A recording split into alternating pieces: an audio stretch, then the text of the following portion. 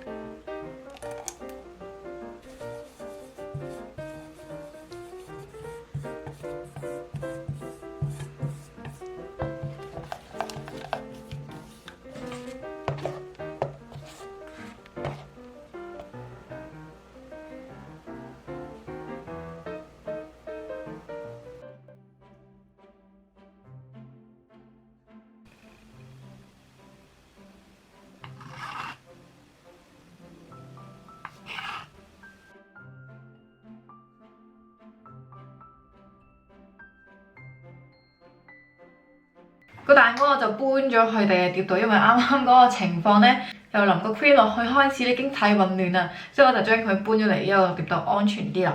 咁我呢，就而家就試下啦。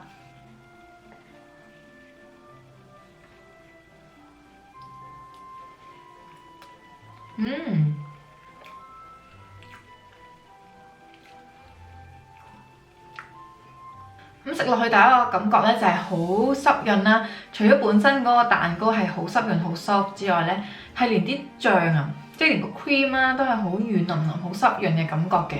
但係我覺得佢個抹茶味呢，就唔係太夠啊。本身個蛋糕有抹茶味啦，但係中間嗰個流心嗰個部分呢，唔知係咪因為上面啲 cream 太多啊，所以食起嚟呢，食唔係好到嗰個抹茶嘅感覺。咁如果大家整呢個流心餡嘅時候呢，可以不妨落多少少抹茶粉令佢濃啲啊。咁其實今次一個雲石，其實我係整咗2次嘅，因為第一次我覺得淋得唔係幾好，所以我就再整多次啦，再淋上面度嘅。雲石嗰個黑色咧，唔好整到咁深色啦，淺淺啲嘅黑色啦，加埋白色咁樣溝埋一齊咧，先會做到嗰個雲石嗰個效果嘅。今日嘅片咧就嚟到呢一度啦，咁如果大家中意咧，就記得 like 啦，同埋訂閱我嘅 channel 啦。如果你咩想我整咧，都可以留言話俾我聽嘅。對我常生活有興趣咧，就可以 follow 埋我 Facebook 同埋 Instagram 啦。今集我食譜咧亦都即時 update 去我嘅 Android 手機入啦 ，2Bay 食譜入邊嘅，咁大家記得 download 嚟睇啦。咁我哋就下條片再見啦，拜拜。